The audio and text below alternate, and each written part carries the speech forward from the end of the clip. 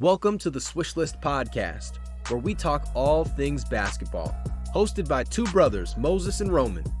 Let's get into it. All right, everybody, welcome in Season 2, Episode 2 of the Swish List Podcast. We have a lot to talk about today. We're going to start by discussing the James Harden trade. I don't think there's anything else that we should be talking about first than that in this league. Roman's got some play-in favorites. We're going to discuss who has impressed us most over the course of this past week and what players are dominating the league right now and who's surprising us at the very bottom with a ton of stuff in between. It's going to be a jam-packed episode. Let's dive right into it. The James Harden trade went down this week. The 76ers, they finally made a move. They moved Harden to the destination he wanted to go, which was very interesting, sending him to the LA Clippers. And so in seeing this trade, I've decided that the Clippers should be the favorites to win the NBA Finals if it was 2016. And it's I was about to say, it's not, it's like they got the whole band together for a rerun. Some of these guys are well past their prime. I'm not sure quite how it fits. Tell me some of your initial reactions to the trade, and does it work? this feels like one of those super team things that we've seen in the past. We saw it with Steve Nash, Kobe Bryant, Dwight Howard. It just feels like one of those same situations, even one that James Harden just came from with the Nets. Super team. The only thing that should be able to stop this team is injuries. And with the Clippers, it's very known that they are injury prone. I think for this team to be a top team in the West, they're going to have to stay healthy throughout the whole season because we can't have moments where only 2 out of the 4 guys are playing together. If one of these guys was not playing, we can't have a situation where James Harden's out for 30 games throughout the year or Russ is out for 20 games. There can't be any of that. It's going to have to be they're all playing at least, I'm going to say 65 games out of the year for them to make a deep playoff run.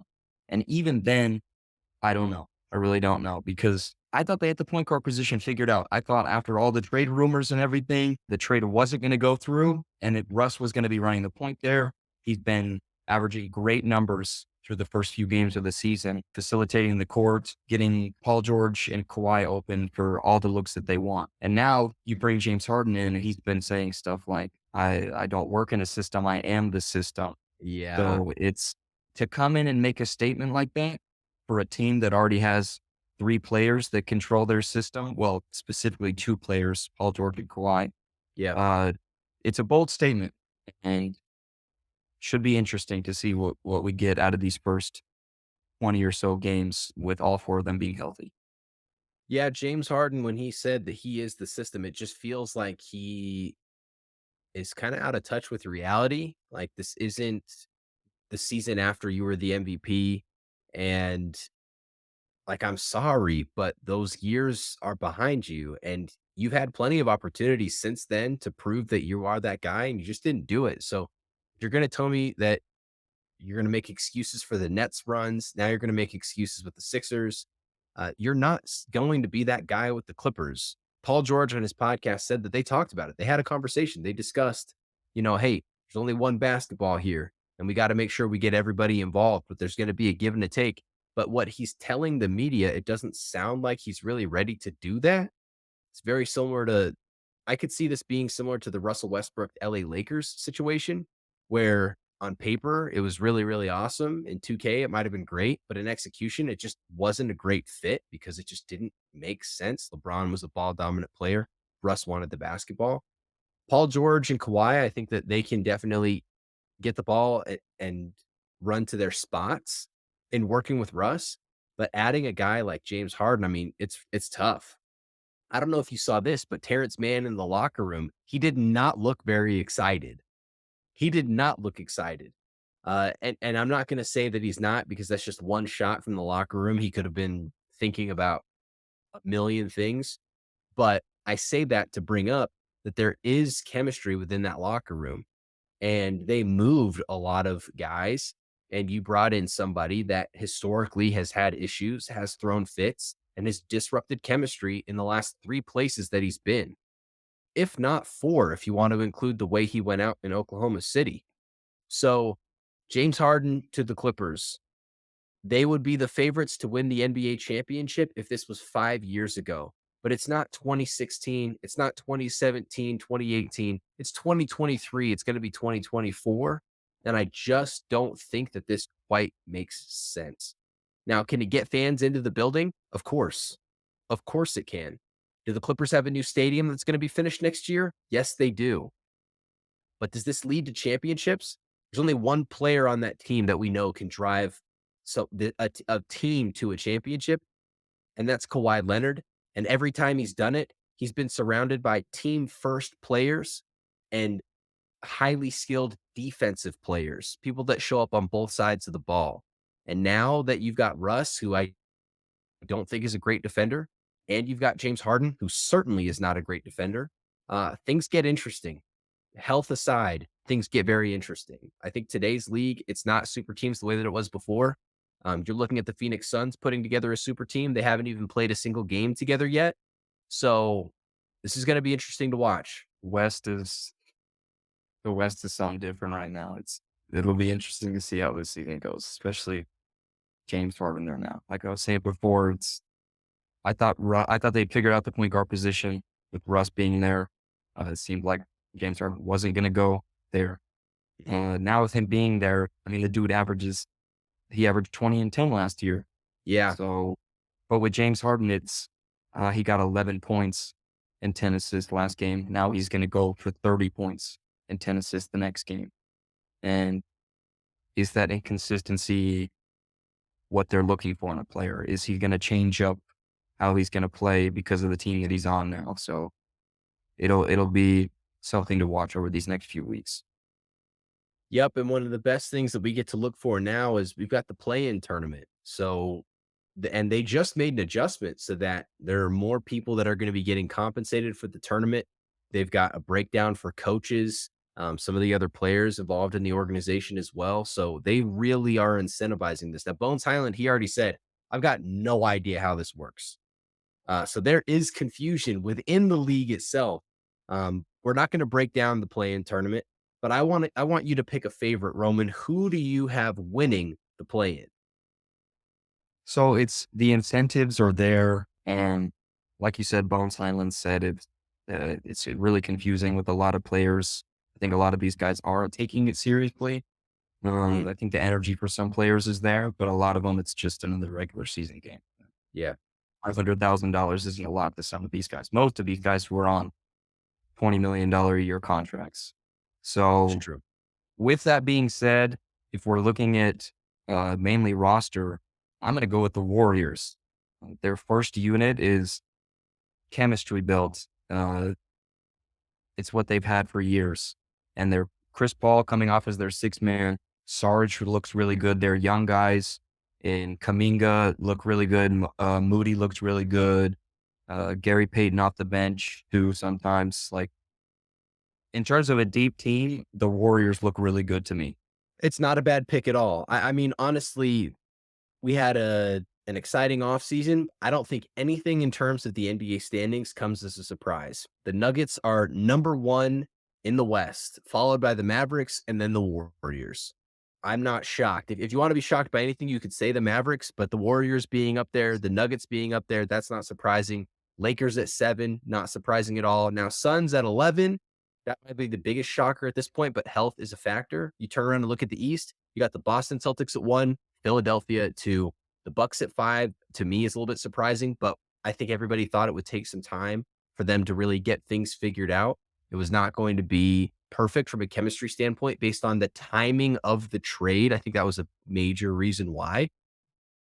So if I'm picking a favorite to win that tournament, this feels like the type of thing that the Boston Celtics would win, because I don't believe that Boston's going to win a ring, but I do believe that they're poised to win an in-season tournament. And a regular season award fits right down Jason Tatum's alley, in my opinion. So that's who I think I've got winning it as of right now.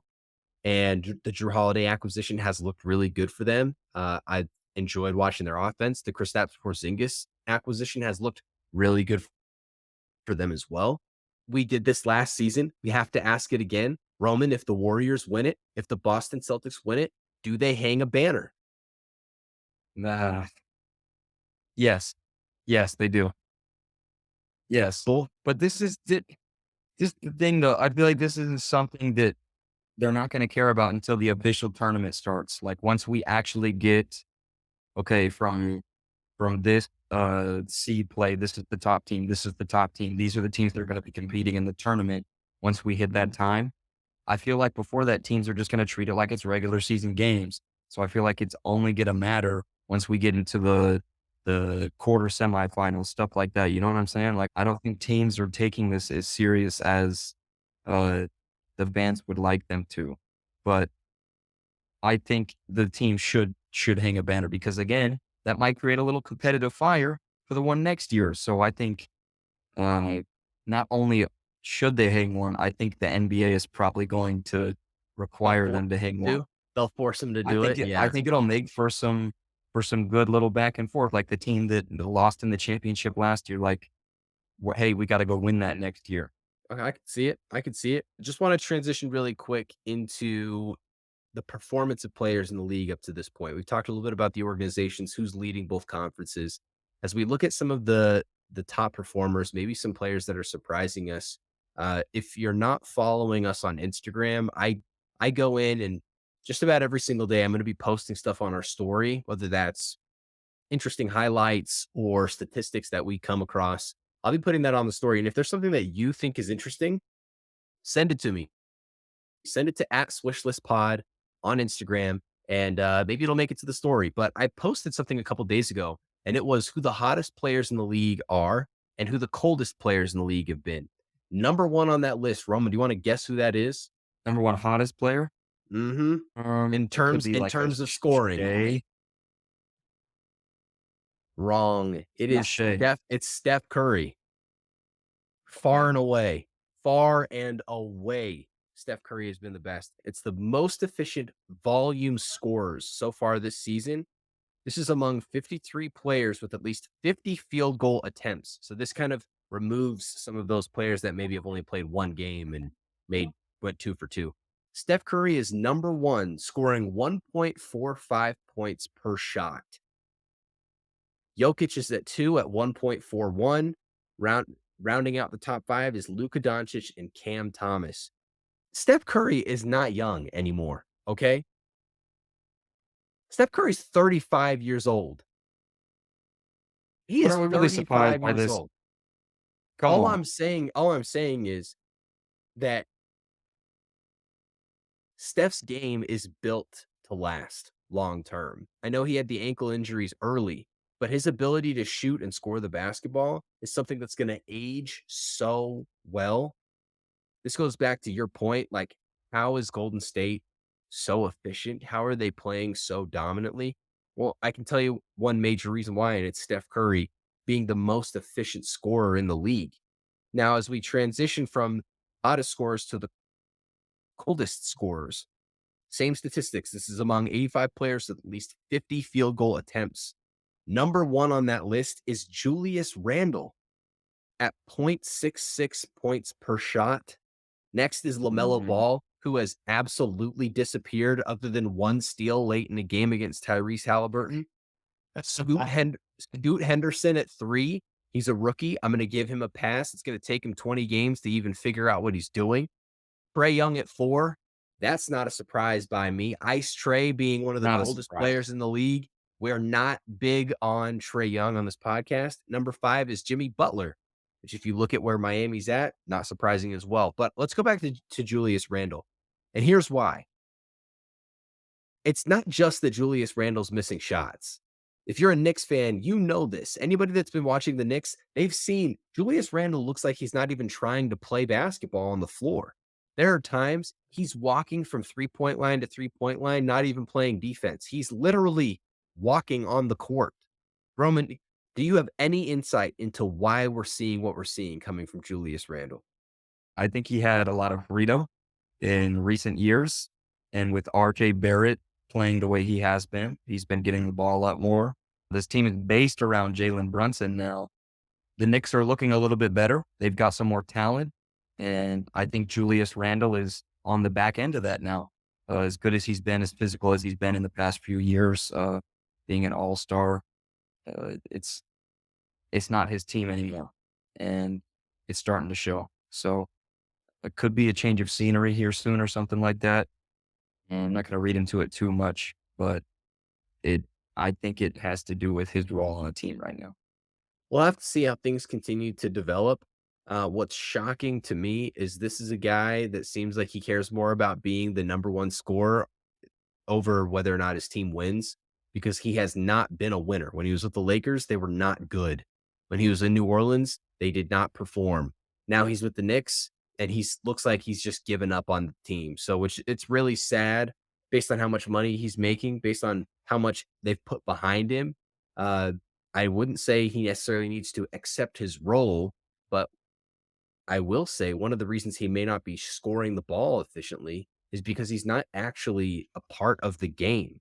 He's so much more focused about his own internal dialogue rather than just playing basketball and playing within the offense. And maybe we see something change. He's definitely one of those guys who can give you 25 points a game on your team that's a 10 seed. Yeah. Yep. If you've got a different opinion on what's happening with Julius Randle, please let us know at SwishListPod on any social media platform. Speaking of guys that care a lot about scoring, I want to pose a scenario to you, Roman. Which game would you rather have? A Zach Levine game or a Nikola Jokic game? And let me explain what that is if anyone doesn't know. A Zach Levine game is like going for 45 with 0 assists and 2 rebounds. Or would you rather be or 50 ball. Let's call it a 50 ball. 50, 0, and 2? Or would you rather go 28, 12, and 10? This is an obvious answer here because I mean the Bulls lost when the guy dropped 50. No, nobody else They was did. doing anything, but the Nuggets win. So the obvious answer here is as a basketball player myself, you want to see your team win. So it's Jokic's situation. And in today's game, uh, triple doubles and 50-point games are like so much more common than they used to be. 10 Yeah. years ago, that would have been crazy, but now it's like a guy drops 40 and it's like, he did that last week. And Yep. Jokic gets a triple double. He did that last game. And it's becoming so much more common, these types of things. But I think a 50-point game means less than a triple double. Okay. So you'd rather affect the game, winning basketball, triple double, 28 points. That's perfectly good enough scoring versus a 50 ball, and you take the L. I like it. Yes, I'm not a pure score type of guy. I want to affect the basketball and not just scoring. Let's stick with the Bulls because they have been very interesting this season, calling a players only meeting after game one. Roman, what is going on in Chicago? Unbelievable situation. I thought they were gonna have a great offseason. You bring back your two best players. You get some role players like Torrey Craig and Javon Carter, some guys who have come from different squads, who have won in different situations, got far in the playoffs, which is something that the Bulls need. A team that we expected to not go in any type of rebuild or anything like that. Bring back these players. Let's go out. Let's be one of those top seeds in our conference. But Yeah. after one game, I think their roster has been pretty set all off season. Yeah. And their one game, they called a players only meeting. And that first game did not go very good. But to have a players only meeting after one game is just it's shocking, first of all, and it's very concerning, especially with guys like DeMar DeRozan and Zach Levine. These guys have been there for a while. I'm expecting them to lead and to, I, I don't know, I wouldn't say be okay with the first loss, but I didn't realize it was this big of a crisis with this team. Yeah. Um, I mean, they've won a couple games since that point, but I would expect them to if this season does not get better for them, I would look to see some major changes happening, especially with DeMar being on his last year of his contract. Bulls. Yeah. What's so sad about the Bulls is it feels like none of this would happen if Lonzo Ball didn't get hurt. They were on such a positive trajectory, and then Lonzo Ball has just not been able to see the floor or effectively play basketball the way that he used to, and it's just been a snowball since. And they've got such good role players. They've got guys like Caruso. I like the roster overall. They've got great scoring from their 2 best players. Even Vucevic can really score the ball extremely well. Like, they have a lot of pieces, like textbook pieces. It just isn't working, and it feels so dramatic. I would say that the team that maybe is even more surprising or has gone from hero to zero is the Grizzlies. From leading the conference and winning and dominating the regular season over the past couple years, whether John Morant was playing or not, that is not the case this year. This year, they have been absolutely awful. And this is coming on the back of picking up Marcus Smart. These guys have not been good at all. If I was going to pick a leading reason why, I think some of it is also who they choose to put. Like, who do they choose to give the ball late in the game? They went back to back plays, putting the ball in Marcus Smart's hand to win the game. And he was terrible. He was terrible. Like, at no point, and I said this last year in the playoffs when he missed that game winner, and then they got a lucky tip in against Miami. At no point should Marcus Smart be the guy that has the ball in his hand late in games. It doesn't make any sense. You've got plenty of players making more money that have been around longer, that are better quality shooters. You could run a Desmond play. Bain just got over $200 million. The Exactly. man Get the just ball got to paid Desmond to shoot Bane. the basketball. Why can't they give him the ball? Jared Jackson Jr., let him Yes. post up, give him the ball. Run a These are pick 2 and roll guys with who have Desmond been Bane and all-stars. triple. Like, Yes. do something with those 2. I think this just shows that this breaks the myth of maybe the Grizzlies are better without John Morant. Um, we saw a lot of these games where, oh, they're winning by 50 without Ja, or Yeah. plus a lot of their players plus minus was better without Ja. I think this start of the season shows that Ja was affecting the game a lot more, and that kind of busted that myth for me. Like, is the center of this team, and these first 25 games are going to show that. The biggest things that have been lost are John Morant and then Steven Adams going down for the season. And I don't know what effect that, well, I can tell you that the effect of losing those 2 players and a one maybe way more than the other, but this team's not good and they need to figure it out fast. All right, new segment. New segment. Who impressed you most this week? Now, let me explain to you guys what the segment's going to be. This is not who scored the most points, okay? We're not ESPN. This is just who impressed us the most this week. And we can have recurring players, but Roman, kick us off. Who impressed you most in the NBA? So with the Heat not having a great start to the season, Jimmy Butler also not having a great start at all. Hmm. Tyler Hero has looked really good for me.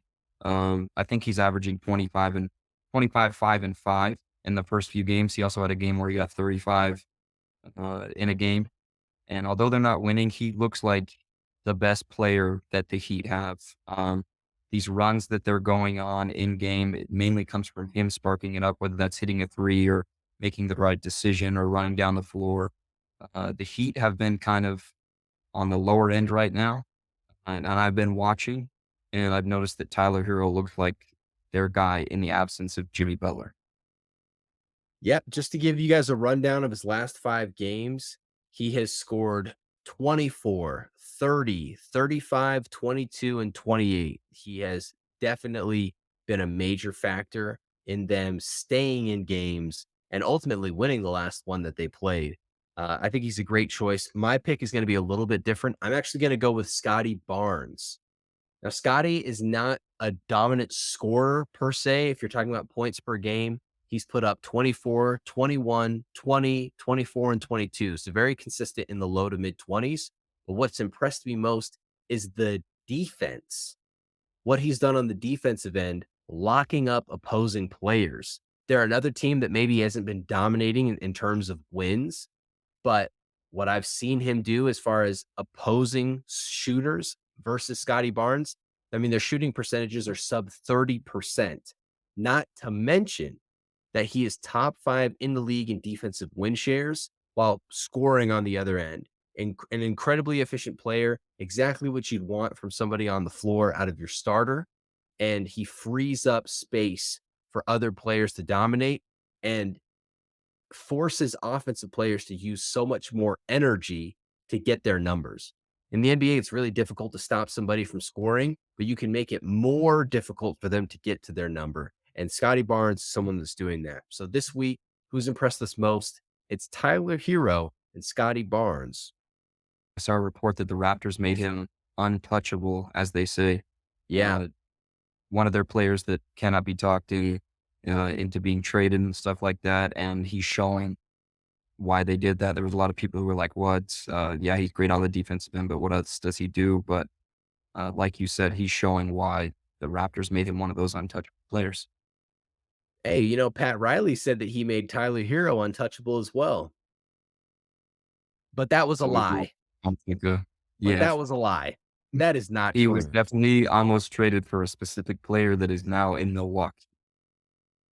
1000%. And also, he's been in trade rumors for multiple seasons and has survived. So both of these players are guys that have survived the trade rumor mill multiple times. Um, we'll see what those teams are able to do long term. It feels like Toronto, this roster is not going to be the same roster we see at the end of the season, but only time will tell. This week, we also got to see the NBA unveil their new city uniforms and the city courts. What was better, the uniforms or the court? It's tough to say. There's been bad reactions just about everywhere It's from yeah, it's both. it's just Um, trash. for me, I don't mind the courts very much. The You're jerseys, wrong. most of them are awful. But back to the courts, You're you wrong. talked about how this might just be me loving NBA 2K and Yep. editing courts and making specific courts that's might would it be coming from, but I Yes, don't it mind the is. courts. I think themed courts are really cool. I think it's something different that we don't see in the NBA very often. Like when we had the custom NBA Finals courts, which obviously is on a different level, like just Those throwing were the those were amazing. Noah The fact Bryant they did away trophy with is those is is terrible. is great. But I don't mind the courts. I think the different colored courts are cool, and I'm hearing from a lot of people that it hurts their eyes, that it just doesn't look good, but I don't mind it personally. Call me old, call me crazy, but watching these new basketball courts hurts my eyes. I'm not a fan. Every time I see them, I feel like I'm watching Boise State football. This is the equivalent of what they've done to the association. I'm not a fan of it at all. Don't like any bit of it. And yes, the reason why you do like it is because you were playing with like bright red basketball courts on 2K16. Okay. So I definitely sure, was. I you're definitely built was. you're built for this. Maybe they're tailoring to a younger audience. I'm not sure. But I don't like that. I don't like it at all. I think this is terrible. I'm not quite sure who's behind these designs, but when the jerseys leak and people go, "That's terrible." That should be a sign that maybe you should make an adjustment. You know what might make more sense is if the NBA gave gave they just leaked the jerseys every year just to see what people liked versus what they didn't. Because I mean, we've seen things like Cream City in the past, but like these just genuinely look bad. Like A lot of them look really they're bad. Have you really, seen really the bad. the Atlanta one in Times New Oh, Roman? oh, The Chicago one, it's just, like, empty. the A Lakers. lot of them, yeah, the Lakers Have you is seen have you the seen the seen arrow the thing with the Timberwolves? Lakers. I like the The Timberwolves. The Timberwolves? light blue? I mean, the I thought the color, sure, Timberwolves but, like, the design was strange. I thought the Timberwolves, the OKC jerseys, and the Jazz jerseys, I thought those 3 were the best ones, and then it kinda dropped off after those 3, but you just we can't do new jerseys every year. We gotta stop doing this in the NBA. Uh, Kenny, a YouTuber that I watch, King of the Fourth Quarter, Yeah. great guy, shout out to him. He talked about this. He hated the jerseys as well. And he talked about how the MLB does 7 new jerseys every year. So they choose 7 teams in the association in the MLB, and they get new jerseys every year.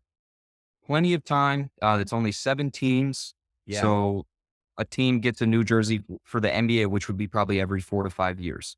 I yeah, think that's a great idea instead of forcing these organizations to have to try and make a jersey every year. So yeah. I think taking the numbers down to how many teams get new jerseys, and it makes it more valuable too. Like if we get new jerseys every year, it's pretty easy to hate on it. If you get a new jersey every 3, 4, 5 years, it's like they also had time to take care of it and make sure it looked good. But also, it's not just like, what's our new jersey this year? So I think associations need more time, and I think less teams need to get one every year. Yeah, I mean, this is purely a revenue play, right? But if they're a complete miss, like nobody's really going to want to buy them. I do like the idea of doing a rotation. And to be clear, this is for alternate jerseys, right? So if a team wants to go through a rebrand, they can do that off cycle. It would just be making sure that if they're getting an alternate, that it's done every so many years. I think it's actually a really good idea. I like that a lot. I like that a lot. Because Shout these out jerseys to are just not even if it. you go a third of the league, 10 teams, give them a new jersey every year. Then it's 'Cause you're still every 3 focused years, on team gets revenue. a new jersey. You're still driving New Jersey revenue. You're not cutting out the idea completely. You're just putting it on more of a rotation. There's more hype behind it when your team's the next one to get selected too. So Uh, if any NBA employees are listening to this, now you know how you can fix your jersey issue and not just forcing put it on a designers rotation. to work tirelessly for only 300 days to make a brand new jersey. Don't even get me started on the Celtic one.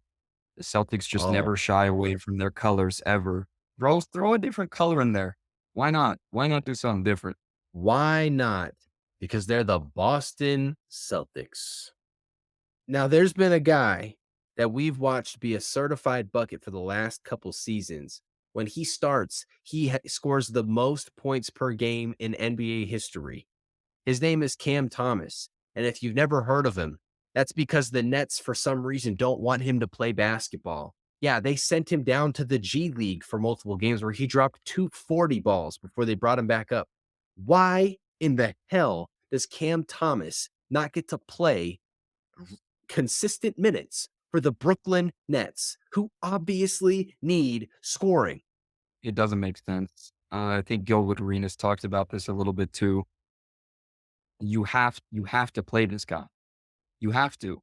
Yes, Eh, Even if it's not for a winning standpoint, like this is your entertainment. This is the guy who's bringing people in at this point. I mean, you lost Kevin Durant, you lost Kyrie Irving, you lost James Harden, and you replaced them with what draft picks and Cam Johnson and Mikal Bridges. This guy can get you 30 points a game. And I know there's stuff with him not playing defense, but there's got to be some other issues going on. Because why wouldn't you play a guy who can score 35 on a Tuesday night? Why wouldn't they be playing? I don't know what Jacques Vaughn is thinking. This is an organization that has made very questionable decisions over the past couple years. Uh, Fun fact for you, he was actually born in Japan, which I did not know. Cam? Yes, Really? yes, born in Japan. I just I know. We're learning on the podcast today. This guy has played for 2 seasons, and we're talking 30, 30 ball easy. 30 ball easy. And this is the thing, right? You hear about people say, "Oh, he doesn't play a lot of defense. Oh, he should be passing the ball more." Okay. Was Steph Curry always a great defender?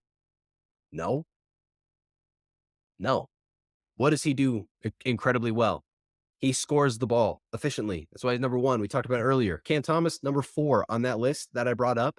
Yeah, for some reason, the Nets just don't feel like they need his services all the time. And that's probably why they're a 500 team. And while they'll stay a 500 team, if they keep making 500 team decisions, it's unbelievable. I don't understand what's going on. I mean, people are even asking Mikal Bridges, like, hey, every time we see this guy, he's absolutely carving people up, dude. He ripped the Clippers apart when they played him last season. Like, why can't we just get consistent minutes for Cam Thomas? Doesn't make any sense at all. Another young player, major scorer. Victor Wembanyama scored 38 points and basically broke the internet like he does every couple days when the NBA needs to put somebody, uh, when the NBA wants to, give every day I get a notification about Victor Wembanyama. Just It's listen. unbelievable he can do. These are all the notifications I've got from the NBA. Wemby's block party, 3:38 p.m. Unreal Reach, Wemby, 3:12. 11:18 a.m. Wemby's Unreal highlight reel.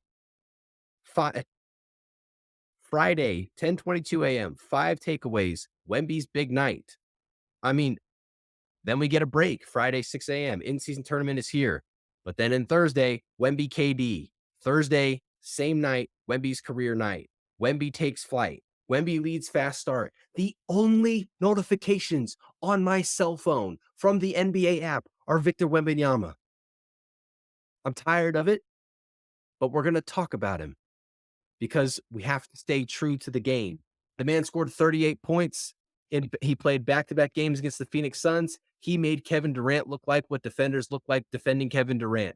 Pulling up over the top, 38, an absolutely dominant performance. He's been very clutch in the fourth quarter. His decision-making has been on point. People are comparing him to Bill Russell and Wilt Chamberlain now, as far as dominance is concerned. What do we make of the 38-point performance? This dude is scary. Like, people are acting like this is, like, consistent for him, and it's becoming more consistent, but this should be terrifying a lot of people.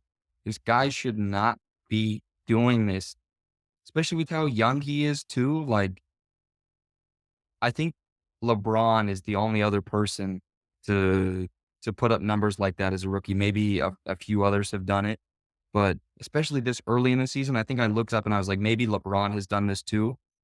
LeBron dropped his career high as a rookie. His was in March. Wemby's doing this in his fourth game, his fifth game, Yeah, dropping yeah. 38 points. So Mm. this early in the season, just imagine what he's going to be doing when he's got 40 games under his belt. So again, we talked about this last week. He can do everything, and he, he's, he should win Rookie of the Year unless injury do something to him. He should win Rookie of the Year, and Oh, well, I he's would look for already him to do more than that too. if the NBA could have their way, he'll be the MVP with the notifications I'm getting on my phone. This is getting Probably will ridiculous. be. It's getting ridiculous. That's why I stole your line earlier in the episode. It is just exhausting. It's exhausting. Let's close out this episode. We got a few more topics before we close things out for the week. If you didn't already know, Michael Jordan's son is getting married. Now, normally this wouldn't be news. People get married all the time. Not that To big of a none deal. other than But Michael Jordan's son decided to marry Larsa Pippen. And if you're going, who's Larsa Pippen? Well, that's Scottie Pippen. Yes, Michael Jordan's teammate, Scottie Pippen's ex-wife. Michael Jordan's son is marrying Scottie Pippen's ex-wife. And to make it worse, his son is shocked that Michael Jordan is not going to be the best man at the wedding. I don't even know what to say to this. This is it makes if you told this to somebody like 20 years ago, they'd be like, That's fake." Like, That's that disgusting. could never yeah, that's disgusting. That could never happen. In what world could this be real? This whole situation makes 0 sense, and the fact that his son decides to say, "I want him to be the best man at my wedding," as if Jordan didn't say a few months ago that he doesn't approve of the Yeah. relationship. Like, Yes. it doesn't make any sense. It's almost like it's a publicity stunt at this point, but, uh, I've seen them talk about how their love is so real, and yeah, I don't know, but what comes of this relationship is gonna be really funny to see the reports that we see over the next few months. This is why you know it's all clickbait because people don't ask their dad to be the best man at their wedding. That's why you know it's clickbait for real. because there at no point should you be asking your father, who's gonna be a part of the bridal party anyways, to be your best man. That's just weird. That alone is strange.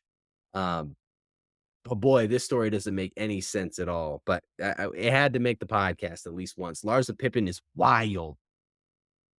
Like, Yeah, going for go Michael on. Jordan's son is criminal. It just doesn't feel right. Can't approve of it, won't approve. Vetoed. Not a part of it. MJ, we're siding with you on this one. Don't even show up to the wedding. Let's close things out, Roman. I want to talk about how things have been going. You got your first taste of college basketball action these past couple games. You've played two now up to this point in the season. You've seen the court pretty quickly, being one of the first players off the bench. What's it like? Is the game any different? Is it faster than you expected? Help us understand what it's like. Yeah, it's been really fun. It's been a lot of hard work. I've been dealing with injuries for the past couple months, so Mhm. it's been a slower start for me. But uh, the main thing that I've taken away from it is the attention to detail that you have to have at this level. There's so many little things that go into it, and it's about all the coaches preach. There's a reason that most players are here because they do the things that everybody notices. They can score the ball. They can make the right decision most of the time. They play defense. Stuff like that is what got players here.